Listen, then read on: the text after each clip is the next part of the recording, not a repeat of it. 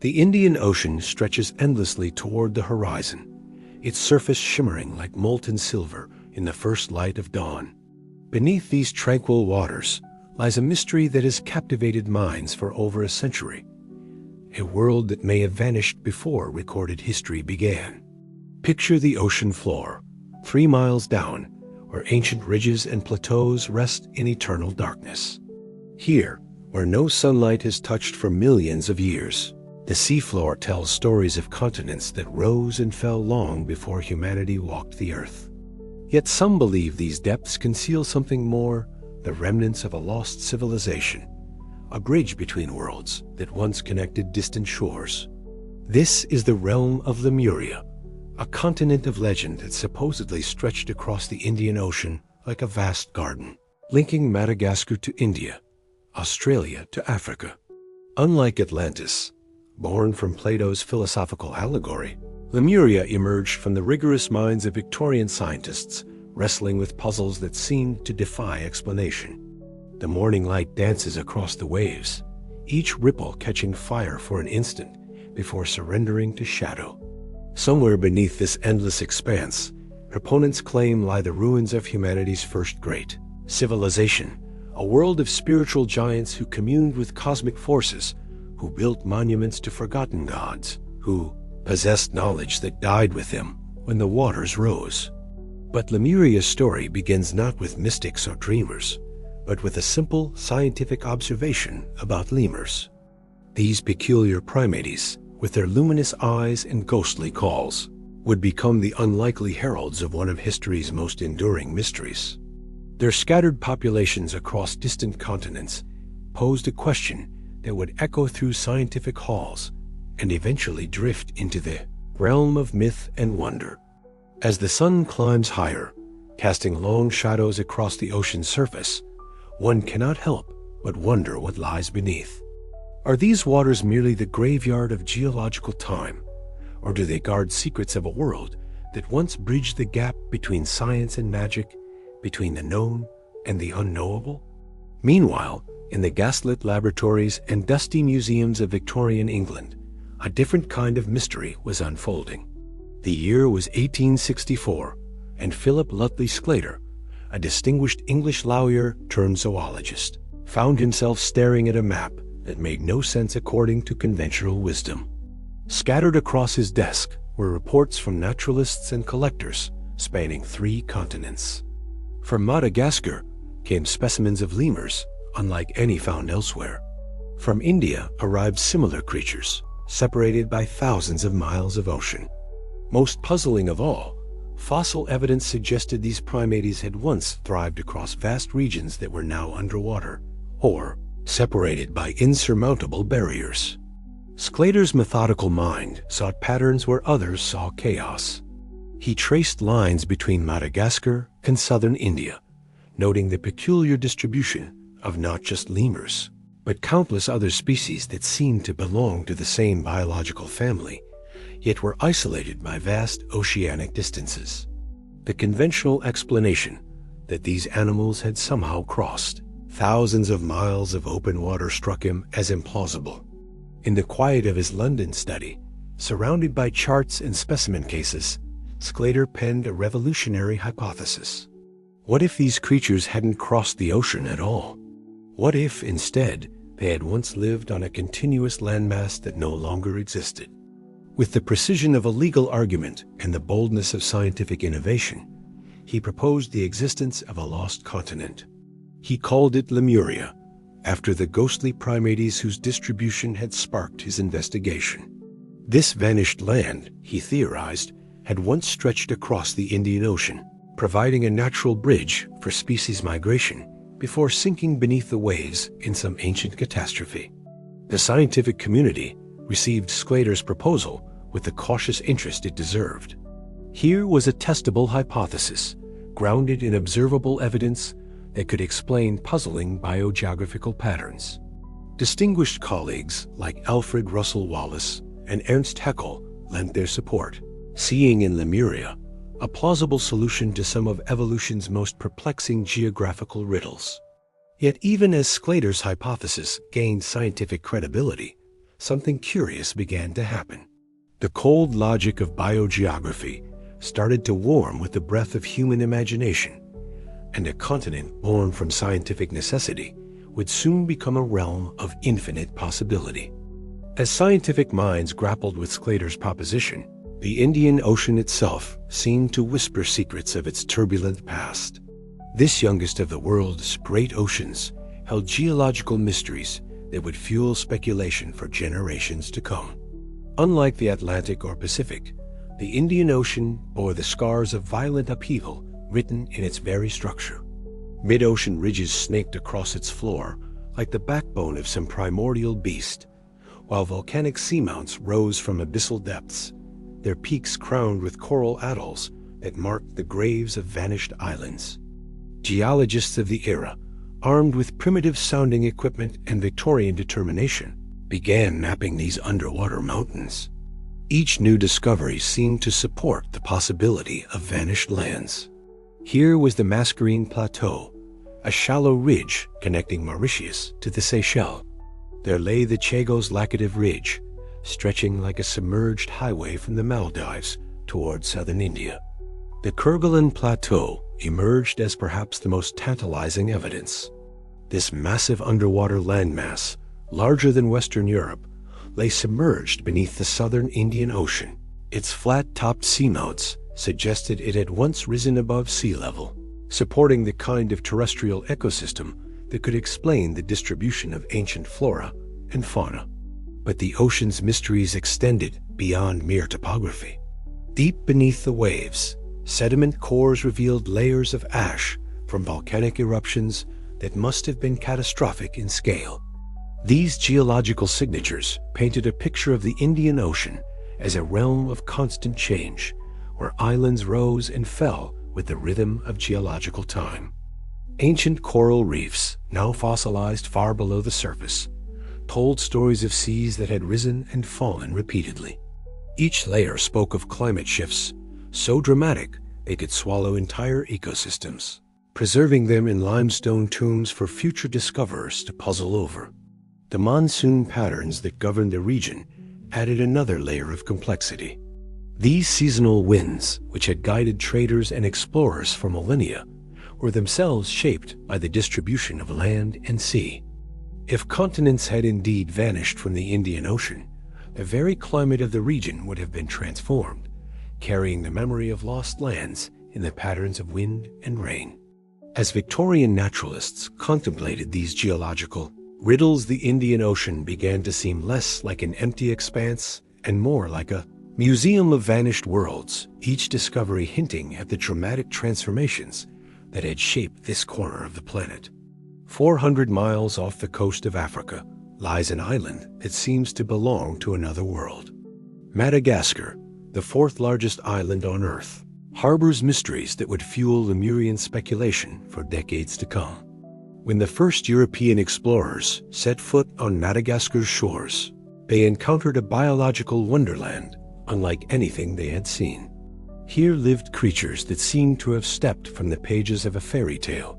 Lemurs with luminous eyes that reflected moonlight like jewels, fosses that prowled the forests like miniature panthers, and orchids that bloomed in impossible colors. But it was what Madagascar lacked that proved most intriguing. Despite its proximity to Africa, the island was home to none of the large mammals that dominated the nearby continent. No lions or elephants, no rhinoceros or hippopotamus. Instead, Madagascar's fauna told a different story, one of ancient isolation and independent evolution. The island's geological history only deepened the mystery. Madagascar had indeed been connected to Africa, but that connection had been severed over 160 million years ago when the supercontinent Gondwana began to break apart. Yet the distribution of certain species suggested much more recent connections to distant lands. Local legends added another layer to Madagascar's enigma. The Malagasy people spoke of ancestral homelands that lay beyond the eastern horizon, lands that had been swallowed by the sea in ancient times. Their oral traditions told of great migrations from a vanished continent, of survivors who had carried the wisdom of a drowned civilization to Madagascar's shores. The island's unique cultural blend seemed to support these legends. Malagasy society showed influences from Southeast Asia, Africa, and mysterious sources that scholars struggled to identify. Their language contained elements that linguists could trace to Borneo and Malaysia, suggesting oceanic journeys of extraordinary scope. In the island's highlands, ancient burial practices preserved in stone suggested connections to civilizations that predated known history. Megalithic structures, their origins lost to time, dotted the landscape like questions written in granite. Who had built them? From where had their builders come? And why did their construction techniques echo those found on distant continents? Madagascar's endemic species became living fossils, evolutionary experiments that had been isolated for millions of years. Yet some creatures seemed to bridge impossible gaps, their closest relatives found not in nearby Africa, but in lands separated by vast oceanic distances. These biological puzzles would continue to fuel speculation about vanished land bridges and lost continents that had once connected the island to forgotten worlds. The gaslit salons of Victorian London buzzed with tales of vanished civilizations and sunken continents. This was an age intoxicated by discovery, when every archaeological excavation might uncover the ruins of Troy, when every expedition might reveal the source of the Nile or the secrets of the Amazon. The 19th century had developed an almost pathological fascination with origins, with finding the first city, the first civilization, the first garden of human achievement. Darwin's revolutionary theories had shattered comfortable assumptions about human antiquity, while archaeological discoveries were pushing the boundaries of recorded history ever backward into the mists of time. Against this backdrop, lost continents became the perfect fusion of scientific possibility and romantic imagination. Atlantis, rescued from Plato's philosophical writings and transformed into historical fact, captured popular imagination with its tale of advanced civilization destroyed by hubris. The discovery of Pompeii and Herculaneum had shown that entire civilizations could indeed vanish beneath natural catastrophes, preserved for posterity like insects in amber. The era's technological marvels, telegraphs that spanned continents, railways that shrank distances, steamships that conquered oceans, made it easier to imagine ancient civilizations possessing similar capabilities. If Victorian engineers could dig the Suez Canal and span the Atlantic with cables, why couldn't their prehistoric predecessors have built monuments that defied explanation? Biblical archaeology added another dimension to these speculations. The search for Noah's Ark, the Garden of Eden, and the Tower of Babel had convinced many scholars that ancient texts contained kernels of historical truth wrapped in mythological language. If the Bible spoke of a great flood, perhaps other cultures' deluge myths preserved memories of actual catastrophes. The colonial expansion of European powers brought back reports of mysterious ruins and inexplicable monuments from every corner of the globe. Easter Island's massive statues, Cambodia's jungle-shrouded temples, and Peru's precisely fitted stone walls all suggested capabilities that seemed to exceed what conventional history allowed for their builders. Into this fertile intellectual environment came Lemuria, offering a scientific framework for humanity's most persistent dreams and fears. Here was a lost continent proposed not by mystics or poets, but by respected naturalists and geologists. It provided a scholarly foundation for speculations that might otherwise be dismissed as fantasy. The Victorian middle class, newly literate and hungry for knowledge, devoured books and magazine articles about vanished civilizations. Lemuria joined Atlantis and the lost continent of Mu in the popular imagination, each offering a different version of humanity's forgotten golden age. As the 19th century waned, something remarkable happened to Sclater's scientific hypothesis. Like a seed carried by wind from its original soil, the idea of Lemuria began to take root in unexpected places, growing into forms its creator never could have imagined. The transformation began subtly in the pages of popular science magazines and the lectures of ambitious naturalists. Each retelling added embellishments, each speculation built upon the last, until Lemuria evolved from a simple explanation for lemur distribution into something far grander and more mysterious. The emerging science of anthropology provided new fuel for Lemurian speculation. If this lost continent had existed during human prehistory, what manner of people might have inhabited it? Ernst Haeckel, the German naturalist who had endorsed Sclater's original hypothesis, began to suggest that Lemuria might have been the cradle of human evolution itself. But it was in the shadowy world of 19th century occultism that Lemuria truly found its second life. Spiritualist movements, theosophical societies, and hermetic orders seized upon the lost continent as evidence for their own metaphysical theories. Here was scientific validation for ancient wisdom traditions that spoke of vanished golden ages and forgotten spiritual knowledge. The boundaries between archaeology and mysticism had always been porous in the Victorian era. Scholars regularly consulted psychics and mediums in their quest to understand ancient mysteries, while occultists claimed their spiritual revelations were confirmed by the latest scientific discoveries. Into this twilight realm between science and spirit stepped Helena Petrovna Blavatsky, a Russian mystic whose imposing presence and claims of supernatural knowledge would reshape Lemuria's destiny forever. Blavatsky declared that she had received esoteric teachings from ascended masters living in hidden retreats throughout the world. These masters, she claimed, had preserved the secret history of humanity's spiritual evolution through multiple racial epochs. According to Blavatsky's revelations, Lemuria had been home to the third root race of humanity, giant, spiritually advanced beings who communicated telepathically and possessed powers that modern humans had forgotten. These Lemurians, she taught, had built a magnificent civilization based on harmony with cosmic forces before their continent was destroyed by their own spiritual decline. The scientific community watched with growing unease as their carefully reasoned hypothesis transformed into metaphysical doctrine. Yet they found themselves powerless to control the narrative they had unleashed. Lemuria had escaped the confines of academic discourse and entered the realm of popular mythology, where it would flourish with a life of its own. In the dim candlelight of New York's occult salons, Helena Blavatsky wove tales of a world that transcended the boundaries of conventional history.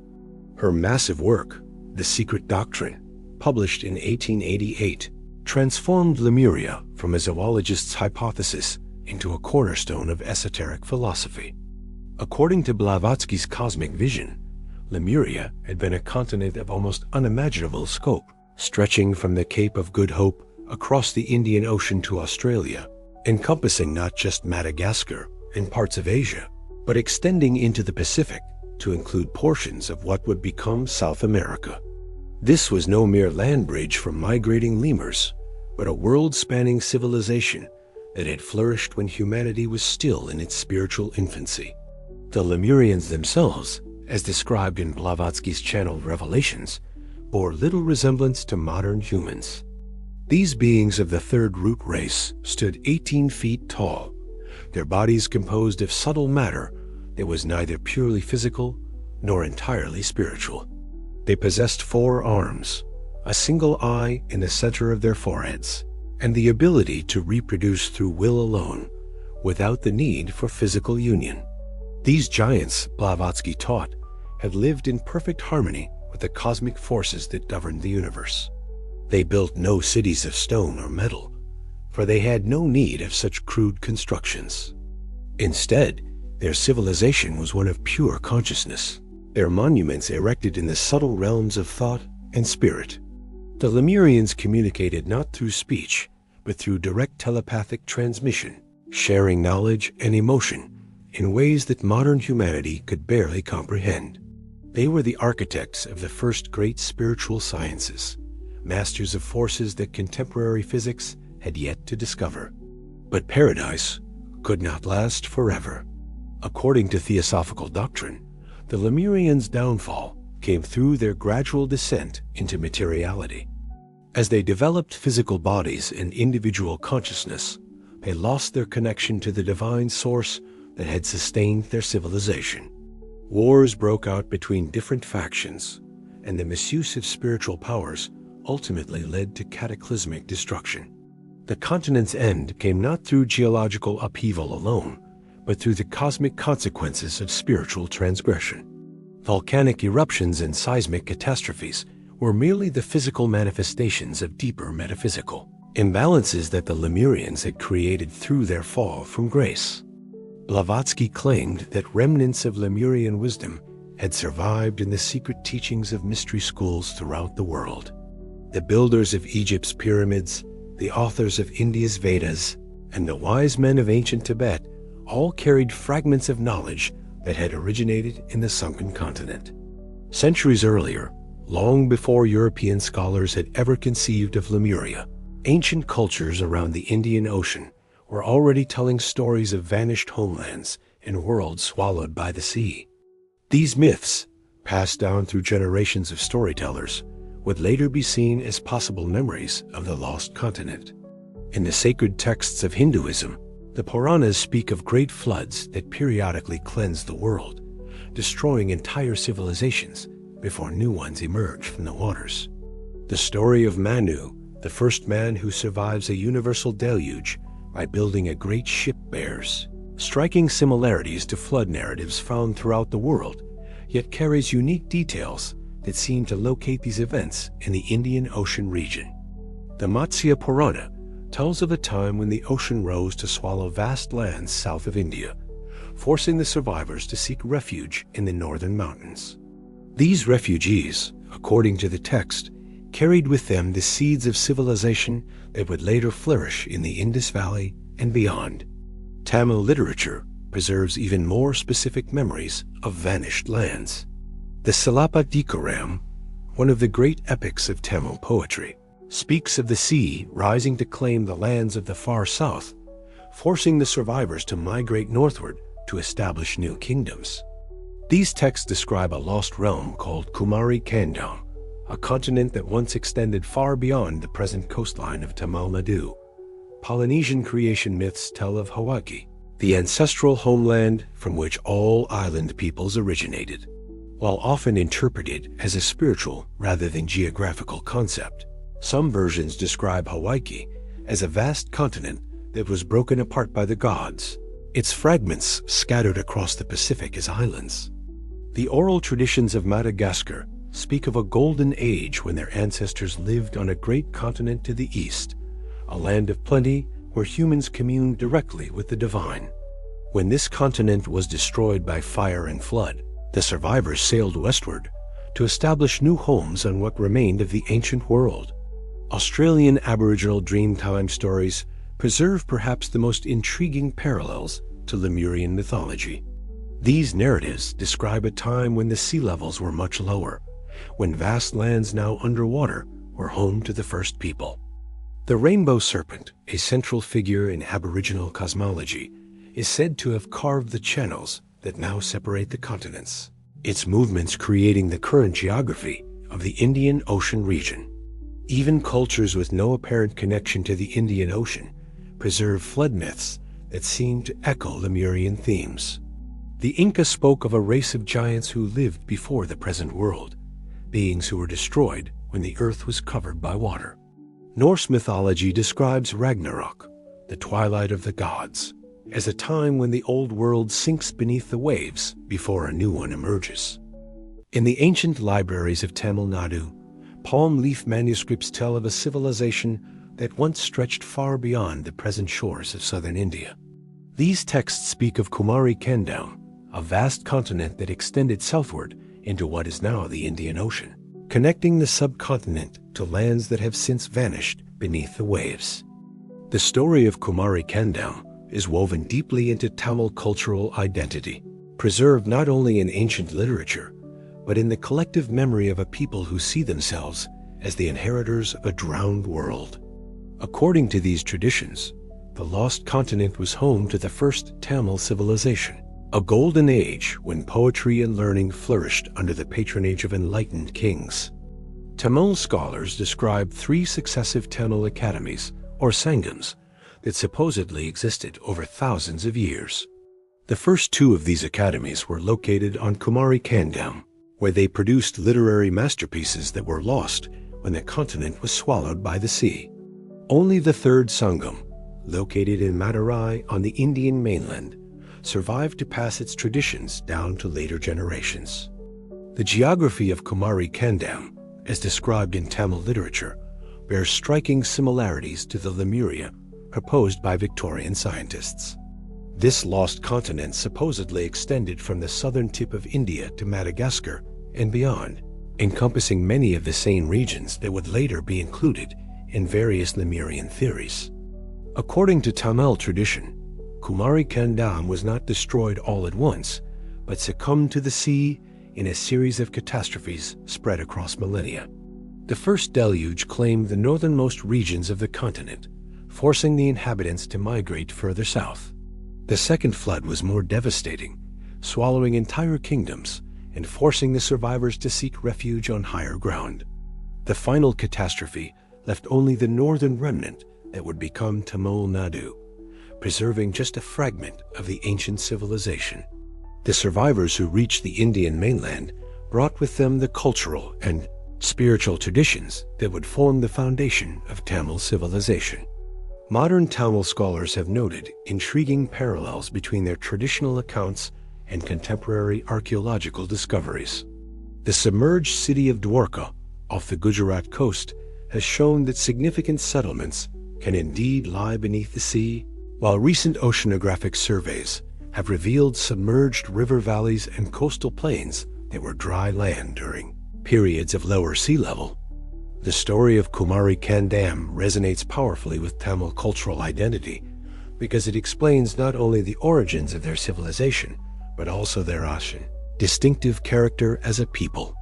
Unlike other Indian cultures that look to the Himalayas or the Ganges as their spiritual source, the Tamils see themselves as children of the sea, inheritors of wisdom that came from lands now lost beneath the waves. This cultural memory has persisted through centuries of foreign rule and cultural change, suggesting that the story of Kumari Kandam serves a deeper purpose than mere historical chronicle. It provides a mythological framework for understanding Tamil identity and their relationship to the wider world. Beneath the crystalline waters off the coast of Egypt, scuba divers swim through the submerged streets of Heracleion, a city that vanished beneath the Mediterranean over 1,000 years ago. Temple columns still stand where they were placed by ancient hands, their hieroglyphic inscriptions as sharp as the day they were carved. Here, in the sea's protective embrace, stone gods gaze eternally upward through 20 feet of water, their faces unmarked by time. The discovery of Heracleion in 2,000 shattered assumptions about what the sea destroys and what it preserves. Rather than erasing evidence of human civilization, the Mediterranean had acted as a museum, protecting this ancient port city from the erosion and vandalism that had claimed so many monuments on dry land. Off the coast of Gujarat, marine archaeologists have uncovered similar wonders in the ruins of Dwarka, the legendary city of Krishna. Massive stone blocks, precisely cut and fitted, rest on the seafloor in patterns that suggest sophisticated urban planning. The city's remains stretch for miles beneath the Arabian Sea, far more extensive than anyone had imagined possible for a Bronze Age settlement. These discoveries have revolutionized understanding of how civilizations can vanish and reappear. The sea, once thought to be the enemy of archaeological preservation, has proven to be one of history's most faithful guardians.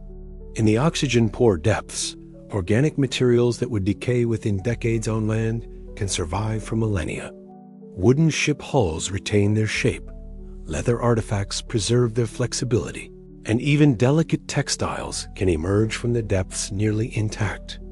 The implications for Lemurian research are profound.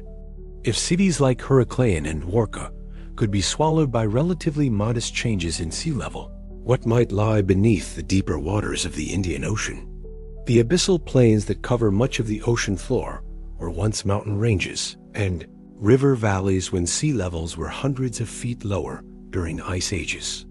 Recent expeditions using deep-sea submersibles have revealed underwater landscapes of stunning complexity.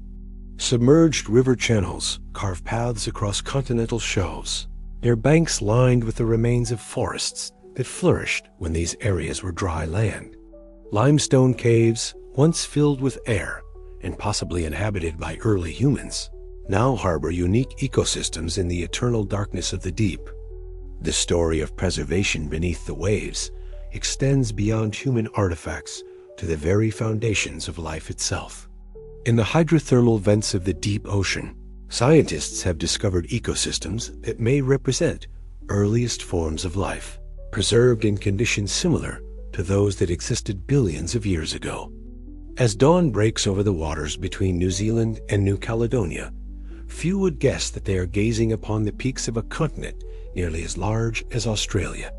Zealandia, as geologists now call this submerged landmass, represents one of Earth's best-kept secrets, a continent that has spent the last 25 million years hidden beneath the Pacific's waves. The discovery of Zealandia has transformed scientific understanding of what constitutes a continent and how dramatically Earth's geography can change over geological time. This massive landmass, 94% of which lies underwater, possesses all the characteristics that define a continent: thick continental crust, distinct geology, and clear boundaries that separate it from the surrounding ocean floor. But Zealandia is not alone in its watery grave. Around the world, oceanographers have identified numerous microcontinents and continental fragments that once stood above sea level, but now rest beneath the waves. Each discovery has chipped away at the assumption that continents are permanent, immutable features of Earth's surface. In the North Sea, the vanished realm of Daggerland tells a story of gradual submersion that occurred within human memory. This vast plain, which once connected Britain to continental Europe, supported thriving ecosystems and human populations until rising sea levels following the last ice age transformed it into the seafloor. Archaeological evidence suggests that Daggerland was inhabited by sophisticated hunter-gatherer societies who watched their world slowly disappear beneath the encroaching waves. The Sundaland of Southeast Asia presents an even more dramatic example of lost continents. During periods of lower sea level, this massive continental shelf connected Malaysia, Indonesia, and the Philippines in a single landmass larger than India. The rich biodiversity of the region reflects this ancient unity, while the deep trenches that now separate the islands mark the boundaries of a vanished world. These discoveries have profound implications for understanding human migration and cultural development. If vast continents could disappear within the span of human history, then the geographical context of early civilization may be radically different from what traditional archaeology assumes. Major rivers that once served as highways for human migration now flow beneath hundreds of feet of seawater, their ancient banks potentially lined with the remains of vanished cultures. The Kerguelen Plateau in the southern Indian Ocean represents perhaps the most Lemuria-like of these sunken lands. This massive underwater province, roughly the size of India, shows clear evidence of having once been above sea level. Sediment cores from the plateau contain pollen from land plants and fossils of shallow water marine organisms, indicating that parts of this region supported terrestrial ecosystems as recently as 20 million years ago. Recent expeditions to the Kerguelen Plateau have uncovered fossilized wood and leaf impressions, evidence of forests that once flourished where now only the abyssal darkness prevails. While these forests predate human evolution by millions of years, their existence demonstrates that the Indian Ocean has indeed swallowed entire continents, lending geological credibility to some aspects of Lemurian theory.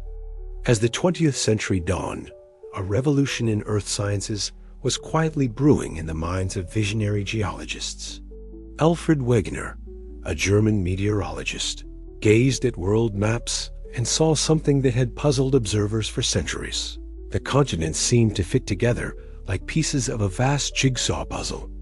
Wegener's theory of continental drift, proposed in 1912, would eventually spell doom for the original scientific conception of Lemuria.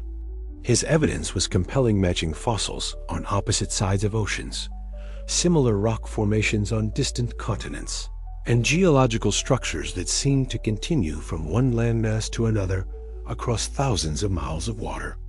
The implications were staggering. If continents could drift across the globe like rafts on a slow-moving sea, then the mysterious distribution of species that had originally inspired Lemuria could be explained without invoking sunken land bridges. Madagascar and India had indeed been connected, but not by a permanent continent. Rather, they had once been part of the same landmass before drifting apart over millions of years. At first, the scientific establishment resisted Wegener's radical proposal. The idea that solid continents could move across Earth's surface seemed to violate everything geologists thought they knew about the planet's structure. How could massive landmasses plow through the solid rock of the ocean floor?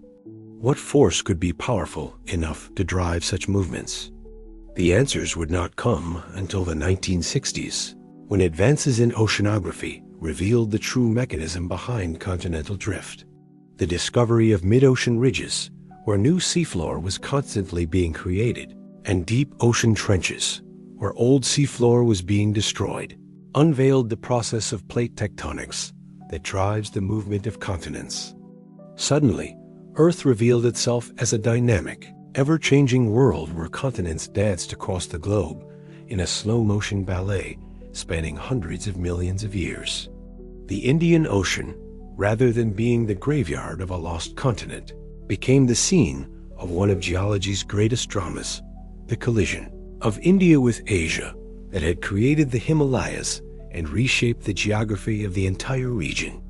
The theory of plate tectonics explained the puzzling distribution of lemurs and other species without requiring permanent land bridges.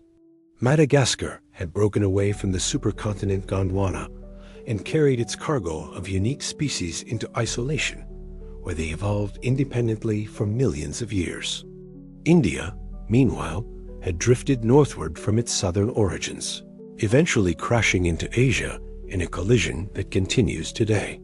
Yet even as plate tectonics relegated the original Lemuria to the dustbin of discredited scientific theories, it opened new possibilities for understanding lost continents.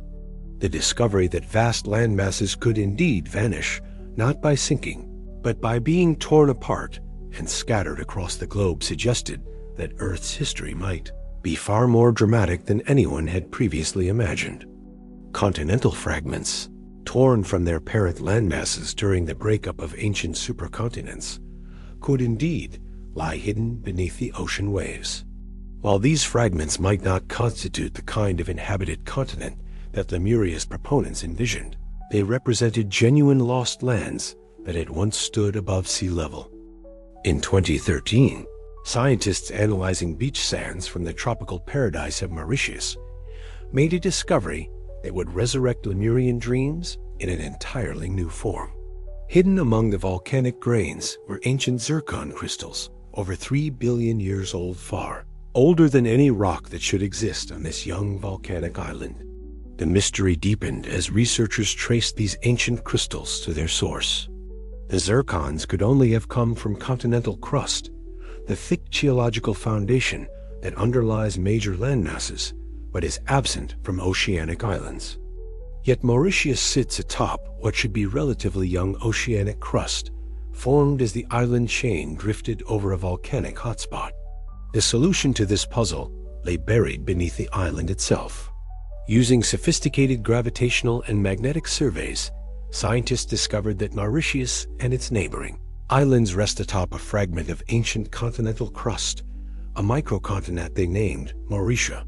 This lost land, roughly the size of Madagascar, had been torn from its parent continent during the breakup of Gondwana and subsequently buried beneath layers of volcanic rock.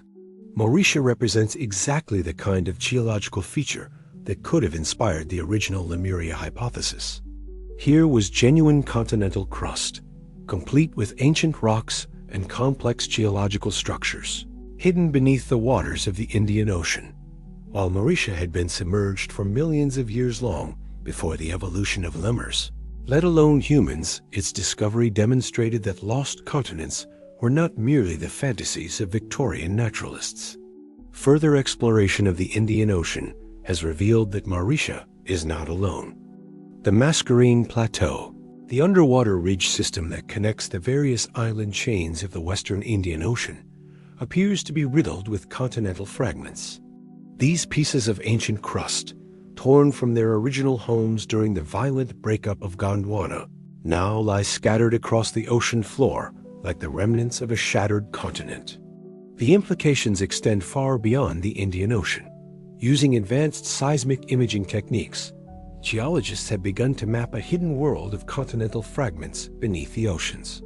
The Mediterranean harbors pieces of ancient European and African crust, while the Atlantic conceals fragments torn from both sides of the ocean during its formation.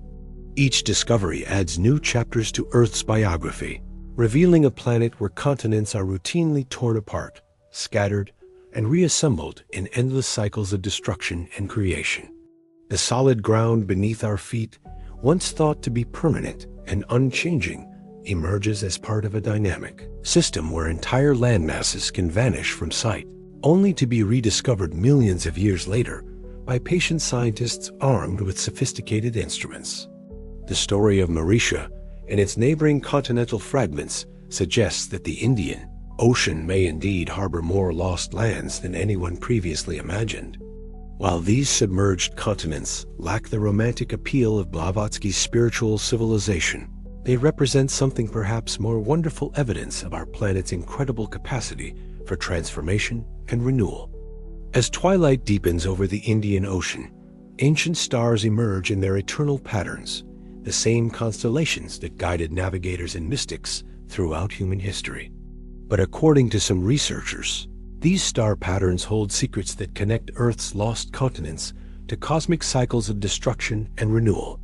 The theory of astronomical catastrophism suggests that Earth's history has been punctuated by encounters with cosmic objects, comets, asteroids, and other celestial visitors that have triggered mass extinctions and dramatic climate changes. These cosmic catastrophes, occurring roughly every 12,000 to 13,000 years, could explain both the disappearance of advanced civilizations and the persistent global myths of golden ages destroyed by fire and flood. The precession of Earth's axis, a slow wobble that takes approximately 26,000 years to complete, creates subtle but significant changes in the planet's climate patterns. As the orientation of Earth's axis shifts, the distribution of solar energy across the globe changes, triggering ice ages and interglacial periods that can dramatically alter sea levels and weather patterns.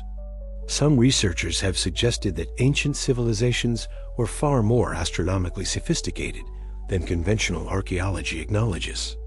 The precise astronomical alignments found in monuments worldwide, from Stonehenge to Angkor Wat to the pyramids of Giza, suggest that prehistoric cultures possessed detailed knowledge of celestial cycles and their effects on Earth. If Lemuria existed during a previous precession cycle, its civilization might have understood the cosmic forces that would eventually lead to their destruction. Ancient myths from around the world speak of priest astronomers who could predict cosmic catastrophes, wise men who built monuments to preserve knowledge through the coming Dark Age. The Younger Dryas period, which occurred roughly 12,900 to 11,700 years ago, represents exactly the kind of cosmic catastrophe that might have destroyed an advanced civilization. This brief return to Ice Age conditions, triggered by what appears to have been a cosmic impact event, caused massive climate disruption worldwide. Sea levels, which had been rising steadily since the last Ice Age, suddenly stabilized and even retreated during the Younger Dryas. Coastal civilizations that had flourished during the warming period would have found their ports frozen and their agricultural systems disrupted by the sudden climate shift. The end of the Younger Dryas brought even more dramatic changes. As the Ice Age conditions ended abruptly, massive ice sheets collapsed, sending torrents of meltwater into the oceans and raising sea levels by hundreds of feet in a matter of centuries. Any low-lying civilizations would have been inundated, their remains now lying beneath hundreds of feet of water on the continental shelves. The timing of these events coincides remarkably with the global flood myths that formed the backbone of Lemurian and Atlantean traditions. From the biblical deluge to the Hindu Pralaya, to the Aboriginal Dreamtime stories of the rainbow serpent's great flood, cultures worldwide preserve memories of catastrophic inundations that occurred roughly 11,000 years ago. Could these myths represent cultural memories of actual events? The destruction of coastal civilizations during the rapid sea level rise that followed the Younger Dryas? The astronomical context suggests that such catastrophes are not random events, but part of larger cosmic cycles that have shaped Earth's history for millions of years. 10,000 years ago, the Sahara Desert bloomed with rivers and lakes, its grasslands teeming with elephants, giraffes, and human settlements that thrived in what is now the world's largest hot desert. This transformation from garden to wasteland represents one of the most dramatic climate changes in recent Earth history, and its connection to other global transformations may illuminate the mystery of vanished civilizations. The African humid period, as scientists call this green phase of the Sahara, lasted from roughly 15,000 to 5,000 years ago, coinciding closely with the period when global sea levels were rising from their Ice Age lows. As the Sahara gradually dried, its inhabitants were forced to migrate toward remaining water sources, the Nile Valley, the Atlantic coast, and possibly across the Red Sea toward Arabia and beyond. Archaeological evidence suggests that these Saharan refugees possessed remarkable skills in astronomy, mathematics, and engineering. The stone circles of Nabta Playa, located in the Egyptian desert, demonstrate sophisticated knowledge of celestial mechanics that rivals the achievements of Stonehenge. These monuments, built by Saharan peoples before the rise of pharaonic Egypt, suggest that advanced knowledge existed in Africa thousands of years before the conventional dawn of civilization. As the Sahara dried, similar climate shifts were occurring worldwide. The monsoon patterns that had sustained civilizations across Africa and Asia were weakening, forcing massive population movements and cultural exchanges. Ocean currents, driven by the distribution of ice and heat across the globe, were reorganizing themselves in patterns that would have dramatically affected the climates of distant regions. The Indian Ocean, bordered by both the drying Sahara and the increasingly unstable monsoon systems of Asia, would have been particularly affected by these global climate shifts. Rising sea levels would have inundated coastal settlements, while changing weather patterns would have altered the viability of different regions for human habitation. Some researchers have proposed that the knowledge preserved by Saharan refugees found its way to various parts of the world, including the Indian Ocean region. The astronomical and mathematical concepts encoded in monuments like Nabta Playa bear striking similarities to knowledge systems found in ancient India, suggesting possible connections between African and Asian civilizations that predate recorded history. The myth-making traditions of migrating peoples may have preserved memories of their lost homeland in stories of vanished continents and golden ages. As Saharan peoples adapted to new environments around the Mediterranean, Red Sea, and Indian Ocean, they may have transformed their cultural memories of the Green Sahara into myths of Atlantis, Lemuria, and other lost lands. The timing of the Sahara's transformation coincides remarkably with the emergence of megalithic cultures worldwide. From Malta's mysterious temples, to the stone circles of Britain, to the massive constructions of Göbekli Tepe, the period between 10,000 and 5,000 years ago saw an explosion of monumental architecture that suggests widespread cultural exchange and shared symbolic systems. Could these global cultural connections reflect the movements of peoples displaced by climate change? As the comfortable conditions of the early Holocene gave way to more challenging environments, human societies may have been forced to become more mobile, carrying their knowledge and traditions across vast distances and adapting them to new circumstances. In the dimly lit archives of Topkapi Palace in Istanbul, Ottoman cartographers once puzzled over a map that seemed to depict lands that no longer existed. The Piri Reis map, created in 1513 by the Turkish admiral of the same name, shows the coastlines of South America and Antarctica with startling accuracy, including details of the Antarctic continent that would not be officially discovered until 1820. The map's most controversial feature is its depiction of Antarctica's coastline as it would appear without its ice sheet, revealing geographical details that modern science has only recently confirmed through ice-penetrating radar. How could a 16th century cartographer have possessed such knowledge? Piri Reis himself claimed to have compiled his map from earlier sources, including charts that dated back to the time of Alexander the Great. Similar anomalies appear in other ancient maps that seem to preserve geographical knowledge that predates known exploration. The Mercator map of 1569 shows Antarctica as two separate landmasses connected by a narrow isthmus, a detail that matches modern understanding of the continent's subglacial topography. The Orontius Phineas map of 1531 depicts Antarctica with rivers and mountains in locations that correspond to features known only through modern scientific surveys. These cartographic puzzles have fueled speculation about ancient seafaring civilizations that possessed global knowledge of Earth's geography. Could these maps represent fragments of knowledge preserved from a time when sea levels were much lower and coastal configurations were dramatically different from today?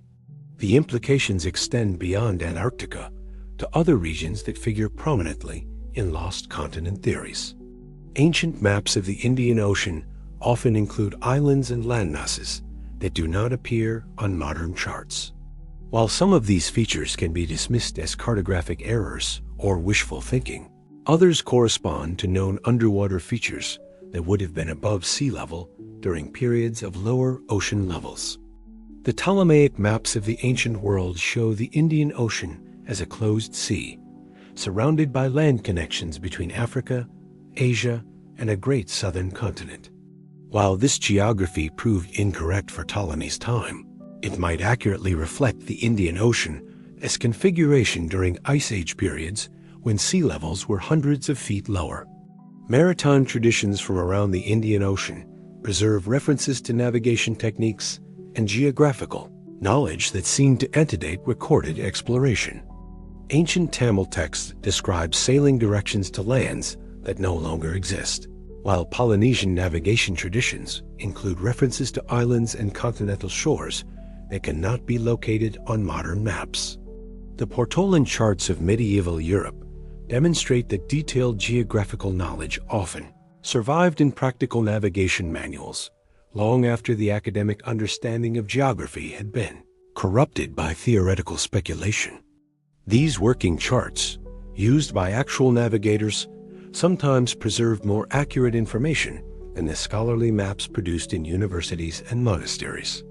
Could similar preservation of ancient geographical knowledge explain the appearance of lost continents in various cultural traditions? If practical navigation knowledge was passed down through generations of seafarers, it might preserve memories of geographical features that existed during different climatic periods but had long since vanished beneath the waves. In Egypt's western desert, where sand dunes stretch endlessly toward the horizon, paleontologists uncover the fossilized remains of ancient whales. Wadi al-Haytham, a valley of whales, preserves the skeletons of creatures that swam in tropical seas 40 million years ago. When this desert was the floor of the Tethys Ocean, the fossils tell an extraordinary story of transformation. These ancient whales, known as Basilosaurus and Dorudon, possessed features that marked them as transitional species between land mammals and fully aquatic whales. Some specimens still retain vestigial hind limbs, evolutionary remnants of their terrestrial ancestry that speak to the incredible adaptability of life in the face of changing environments. But perhaps most remarkable is the setting itself. The whale fossils lie exposed on the surface of one of Earth's most arid regions, their ancient bones bleached white by the desert sun. The contrast between their aquatic origins and their current resting place serves as a powerful metaphor for the dramatic changes that can transform our planet's surface. The Valley of Whales represents just one example of the countless ways Earth's geography has been rewritten throughout its history. Tropical seas have become deserts, mountain ranges have risen from ocean floors, and polar ice caps have expanded and contracted in endless cycles of change. Each transformation has left its signature in the geological record, waiting to be discovered by patient scientists armed with hammers and brushes. The preservation of these whale fossils demonstrates how geological processes can maintain detailed records of vanished worlds. The fine-grained sediments of the ancient Tethys Ocean captured not just the skeletons of whales, but also the remains of the entire ecosystem that surrounded them: prehistoric sharks, marine reptiles, and countless invertebrates that thrived in waters that no longer exist. Similar fossilization processes have preserved evidence of vanished landscapes throughout the geological record. In Antarctica, scientists have discovered fossilized forests that grew when the continent was positioned closer to the equator and enjoyed a temperate climate. Coal deposits in Svalbard preserve the remains of tropical swamps that flourished near the North Pole millions of years ago. These discoveries serve as reminders that dramatic geographical changes are not exceptional events in Earth's history, but rather the normal pattern of planetary evolution. Continents have wandered across the globe, ocean basins have opened and closed, and climates have swung between extremes that would seem fantastical if not for the evidence preserved in rock. The whales of Wadi al-Haydan also illustrate how life adapts to changing conditions. As the Tethys Ocean gradually closed and the climate became more arid, the marine ecosystem that supported these ancient whales was forced to evolve or migrate to new habitats. The whales themselves eventually gave rise to the modern species that populate today's oceans, carrying genetic memories of their desert origins in their DNA. Across the vast expanse of human cultures separated by continents and millennia, the same story emerges with haunting consistency. A great flood that destroyed the world, leaving only a handful of survivors to rebuild civilization from the ruins of a golden age. From Noah's Ark to the Hindu Pralaya, from the Aboriginal rainbow serpent to the Mesopotamian epic of Gilgamesh, flood myths appear in virtually every culture on Earth. The universality of these stories has long puzzled anthropologists and historians. If these myths represent mere fantasy or religious allegory, why do they appear so consistently across cultures that had no contact with each other? The details vary. Some floods are caused by divine wrath, others by cosmic catastrophe, still others by the natural cycles of time, but the core narrative remains remarkably stable across geographical and temporal boundaries. The Hindu concept of Pralaya describes cyclical destructions of the universe that occur at regular intervals throughout cosmic time. According to these ancient texts, we are currently living in the Kali Yuga, the final age of a cosmic cycle that began with a golden age of spiritual enlightenment and material abundance. Each cycle ends with a great deluge that wipes the slate clean for the next creation. In Tamil literature, the story of Kumari Kandam explicitly connects flood myths to the lost continent tradition.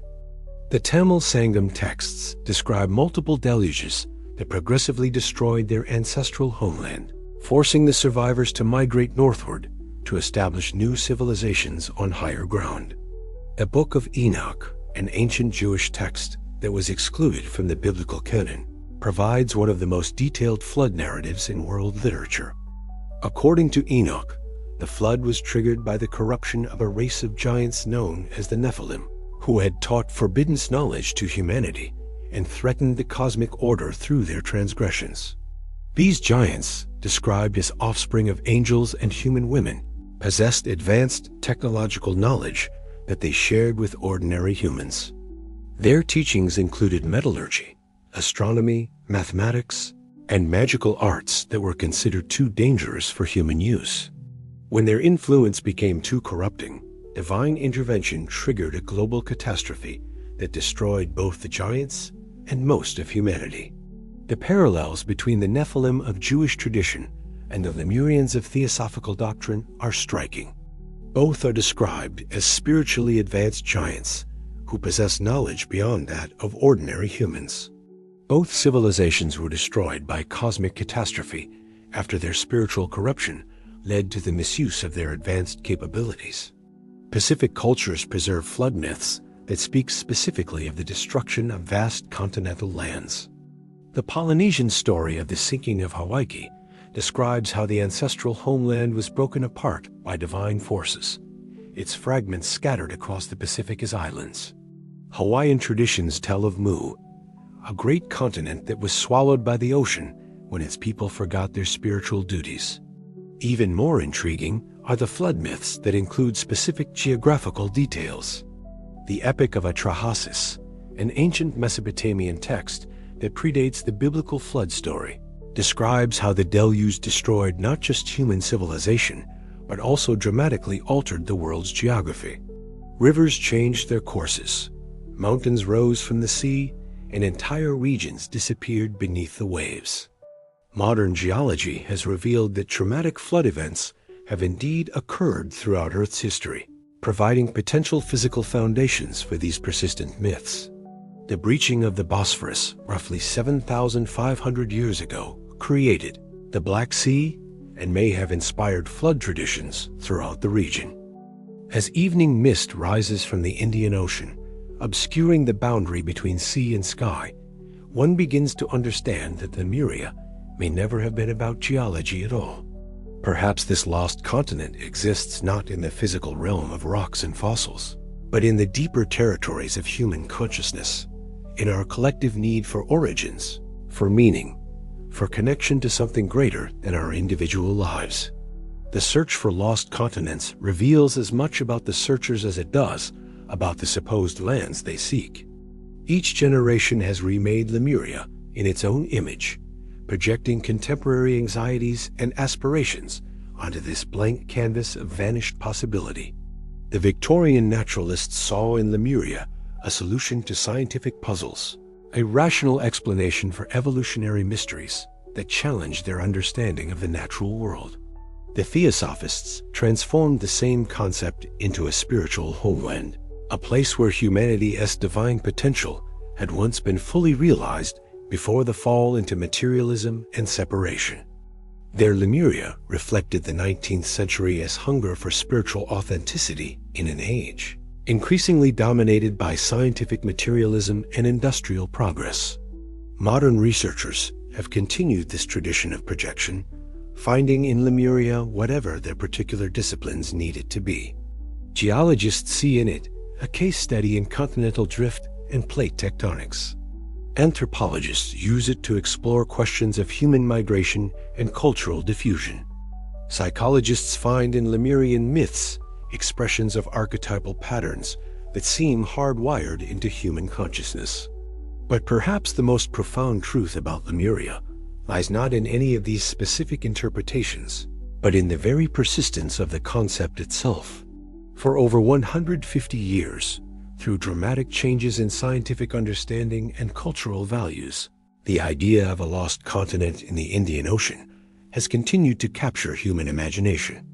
This longevity suggests that Lemuria serves psychological and spiritual needs that transcend the particular details of any individual theory. The human need for origins runs deeper than mere intellectual curiosity.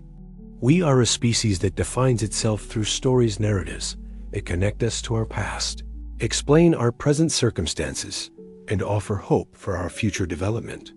The story of Lemuria provides a framework for understanding human potential that goes beyond the limitations of recorded history. In Lemuria, we find a mirror for our own aspirations and fears. The continent's golden age reflects our belief that humanity is capable of greatness, that we have within us the potential for wisdom, harmony, and spiritual development that transcends our current limitations. The continent's destruction serves as a warning about the consequences of spiritual corruption and the misuse of knowledge. The geographical vagueness that has always characterized Lemuria may be a feature rather than a bug. By remaining just beyond the reach of definitive archaeological confirmation, Lemuria preserves its function as a realm of possibility rather than historical fact. It can continue to evolve with human understanding, incorporating new discoveries and insights while maintaining its essential character as a lost homeland of the spirit. Even the scientific aspects of Lemurian theory serve this deeper purpose. The discovery of genuine lost continents like Zealandia and Mauritia keeps alive the possibility that our planet harbors secrets that have yet to be revealed.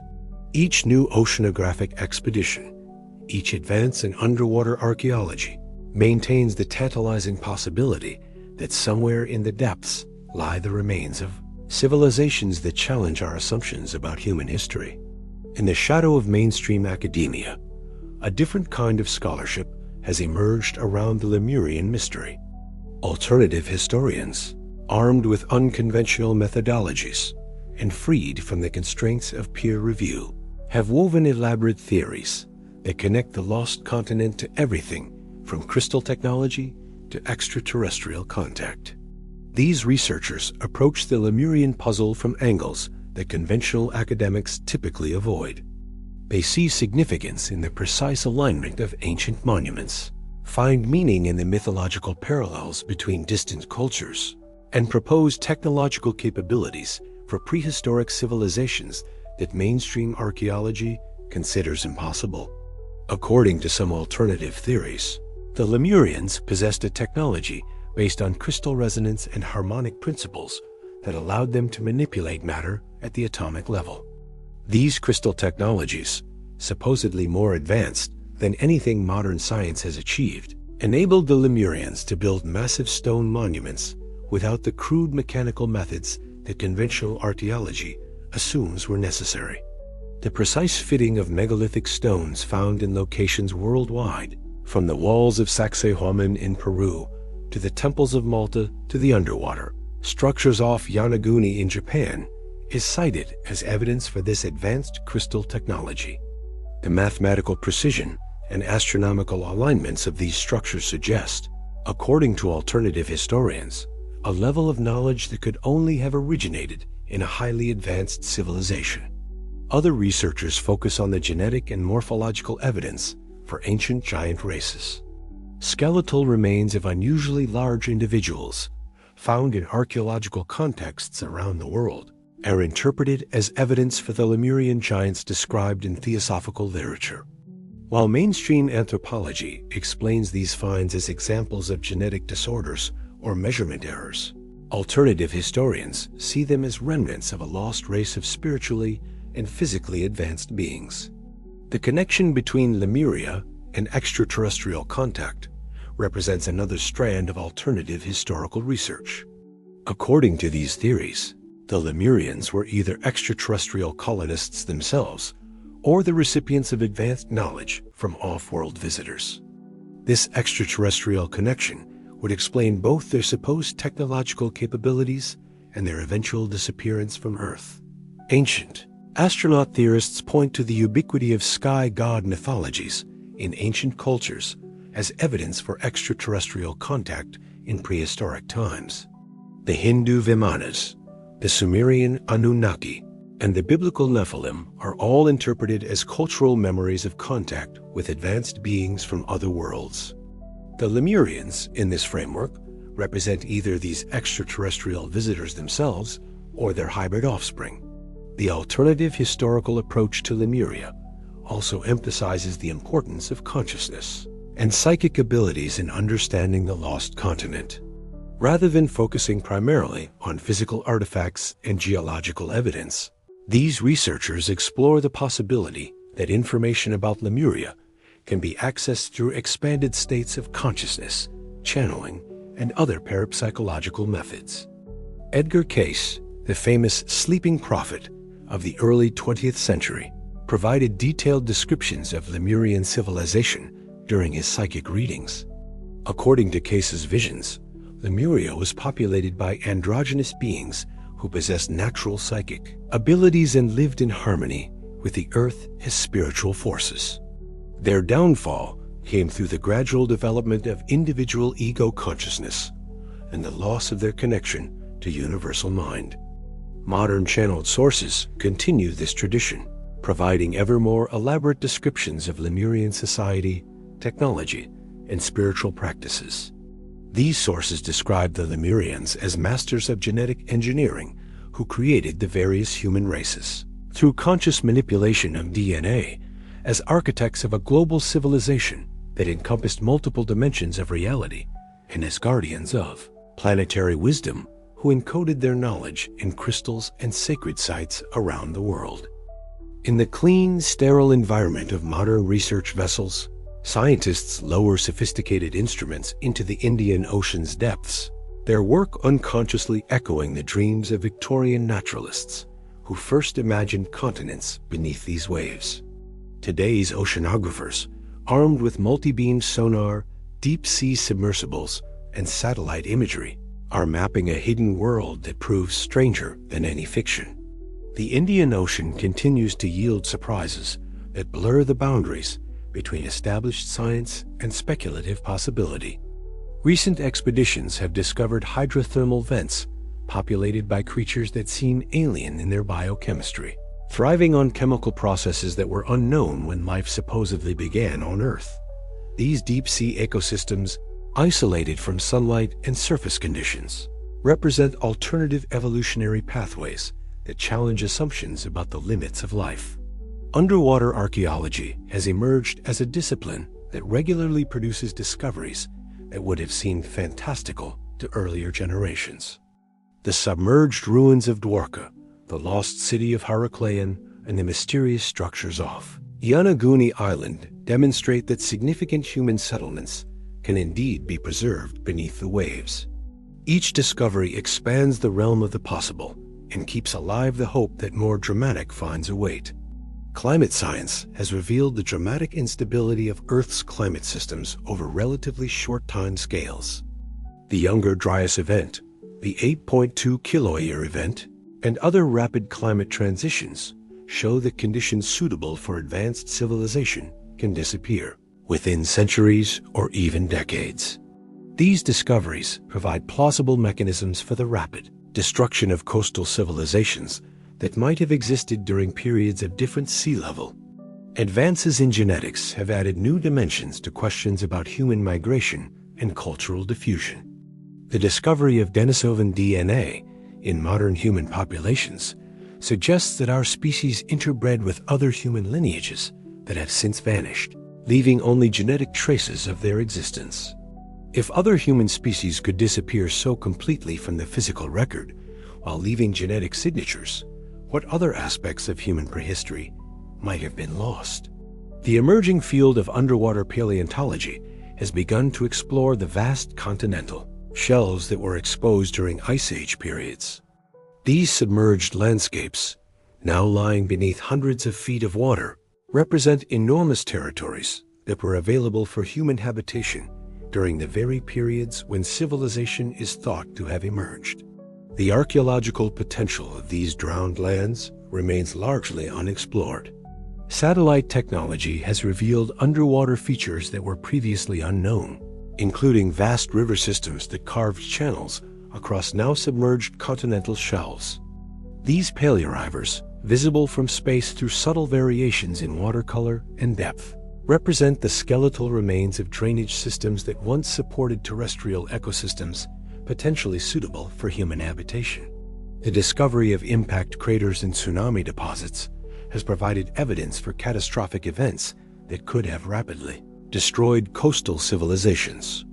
The Holocene Impact Working Group has identified multiple impact events during the past 11,000 years that could have triggered the kind of rapid sea level changes and climate disruptions described in flood myths worldwide. Marine geology continues to reveal the dynamic nature of ocean basins and the possibility of rapid changes in sea level and coastal configuration. The discovery of massive underwater landslides, volcanic collapses, and tectonic adjustments shows that the ocean floor is far from stable and that dramatic geographical changes can occur within human timescales. Even the search for extraterrestrial life has taken on Lemurian overtones as scientists explore the possibility that life might exist in subsurface oceans, on moons like Europa and Enceladus. If life can thrive in these alien underwater realms, perhaps Earth's own deep oceans harbor forms of life and intelligence that remain undiscovered. The sun sets slowly over the Indian Ocean, painting the water in shades of gold and crimson that seem to pulse with their own inner light. Here, at the edge of the world, where water meets sky in an infinite embrace, the boundaries between myth and reality become as fluid as the waves themselves. Standing on this ancient shore, one cannot help but feel the weight of deep time pressing against the present moment. These waters have witnessed the rise and fall of mountain ranges, the dance of continents across the globe, and the endless cycle of species emerging from the depths only to return to them when their time has passed. If rocks could speak, what stories would they tell of the worlds they have seen, born and die in the depths below? Perhaps Lemuria was never meant to be found in the conventional sense. Perhaps its true nature lies not in any specific geographical location or historical period, but in its function as a bridge between what we know and what we long to understand. Like the evening light that transforms ordinary water into liquid gold, Lemuria transforms our mundane world into a place of infinite possibility. The waves that lap against the shore carry with them the dissolved remains of countless creatures that once lived and breathed in these waters. Microscopic shells, the calcium carbonate skeletons of long-dead plankton, form the very sand beneath our feet. In this endless recycling of matter and energy, we glimpse the profound truth that nothing is ever truly lost, only transformed, only changed into new patterns of existence. The search for Lemuria has always been, at its deepest level, a search for ourselves. In the visions of theosophical giants and Victorian land bridges, in the calculations of plate tectonics and the sonar mappings of submerged continents, we see reflected our own deepest questions about identity, origin, and purpose. Who are we? Where do we come from? What is our place in the vast cosmic drama that plays out across geological time? The ocean keeps its secrets well, but it also offers glimpses of truths too large for any single perspective to encompass. In the phosphorescent wake of a passing ship, in the songs of whales that travel for thousands of miles through the darkness in the Isles, ancient rhythms of tides that have pulsed unchanged since the moon first rose above these waters, we sense the presence of intelligence and purpose that transcends our individual understanding. Modern science has given us tools to peer deeper into the ocean's mysteries than ever before. Yet each discovery seems to reveal new depths of complexity and wonder. The more we learn about the dynamic processes that shape our planet, the more we realize how much remains unknown. In this expanding realm of mystery, Lemuria finds its permanent home, not as a specific historical claim to be proven or disproven, but as a symbol of the unknowable vastness that surrounds our small island of certainty. The stars emerge one by one as darkness settles over the water, the same constellations that have guided travelers across these seas for millennia.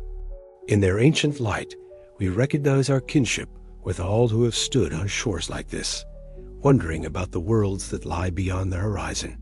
The search for Lemuria continues not because we expect to find a sunken continent, but because the search itself keeps alive our capacity for wonder, our willingness to imagine possibilities that transcend the boundaries of the known.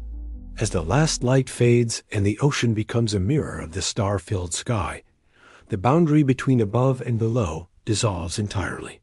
In this moment of perfect stillness, we understand that Lemuria has always been here, waiting not to be discovered, but to be recognized, not as a place on any map, but as a state of consciousness that remains eternally possible, eternally present, eternally just beyond the next horizon.